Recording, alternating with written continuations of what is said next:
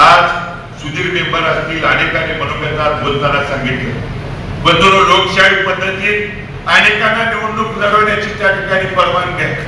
उमेदवारी मागा, निवडणूक लढवा, जरूर त्या ठिकाणी टीका टिप्पणी करा, आमच्यावरती करा, एकदा काय 10 वेळा त्या ठिकाणी उत्तर द्यायला आम्ही तयार आहे. पण काही लोकांना परिवारातलं म्हणून सांगायचं आणि दुसरीकडे जर चुकीचं तोंड सोडून काय त्या ठिकाणी हुरडे फुके जर त्या ठिकाणी गावोगाव जाऊन जर काय वेगळी भूमिका सांगत असतील आणि बोलत असतील, बरं बोलले काय, मी नानांचा डिजिटलवर फोटो टाकून नानांचं काम जिवंत ठेवलं हे सांगतोय, हा हुरडे फुक्या सांगतोय. एकदा या 102 गावात आणि शहरात जाऊन बघ, भारत नानांचं काम मनात अंतर्मनात त्या ठिकाणी जिवंत आहे. अरे नानांचं तू जिवंत नाही, नानांचा फोटो टाकून तू आज या 4 वर्षात जिवंत राहिला. आणि नानांनी मदत केली नसती तर आज जेलमध्ये सडावं लागलं असतं, मोक्याच्या अंतर्गत त्या ठिकाणी जावं लागलं असतं.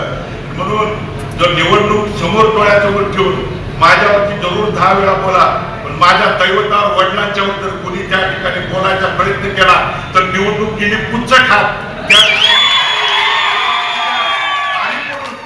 कोणी वेगळ्या भूमिकेत बोलायला त्या ठिकाणी जर राहिला असेल तर त्याला जशात तसं उत्तर द्यायला हा भगीरथ भालके भारत नानाचा छावा त्या ठिकाणी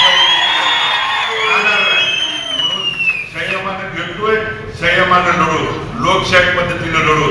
पण चुकीच्या भूमिका घेऊन जर त्या ठिकाणी कोण जाणार असेल तर आज कुणाच्या सांगण्यावरून कुणाच्या बोलण्यावरून त्या ठिकाणी ही माणसं फिरतायत हे देखील तपासा. बघा कुणाच्या पॅकेजवरती त्या ठिकाणी बोलतायत. एकीकडे तो पक्ष पार्टी हे नेते त्या ठिकाणी आजच का मुस्लिम समाजाबद्दलचा इतका पुरता प्रेम आला, याच नेत्यांनी मशिदीवरची भोंगे काढा म्हणून कोण आजपर्यंत राज्यभर बोललं. आणि मग आज जर माझ्या मुस्लिम समाज बांधवांना जर अजमेर मध्ये त्या ठिकाणी घेऊन जाऊ शकतं तर माझ्या मुस्लिम समाज बांधवांना देखील हात जोडून विनंती करायची आहे की 100 चुहे खाके बिल्ली हज को आप निकली है.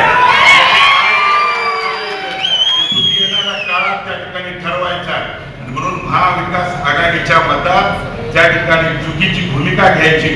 म्हणून काही माणसं येणाऱ्या काळात जाणून बुजून आपल्यावरती, आणि तुम्ही बोला त्या ठिकाणी लोकशाही मार्गाने निवडणूक लढवत आहे, मग बोलायला कुणावरती पाहिजे होतं?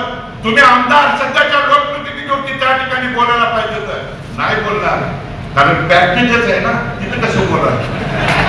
तुम्ही बोलणार भगीरथ भालकेवरती, पण भगीरथ भालके जर त्या ठिकाणी लोकप्रतिनिधी काम करायची भगीरथ भालकेला संधी मिळाली असती आणि भगीरथ भालकेनं त्या ठिकाणी जर काय करून नाही टाकलं, काय त्या ठिकाणी येणाऱ्या काळात नाही काय केलं तर जरूर तुम्ही हाताला धरून खाली बसवायची देखील ताकद तुमच्या इथल्या वडीलधाऱ्यांच्या हातामध्ये आहे. बंधूंनो,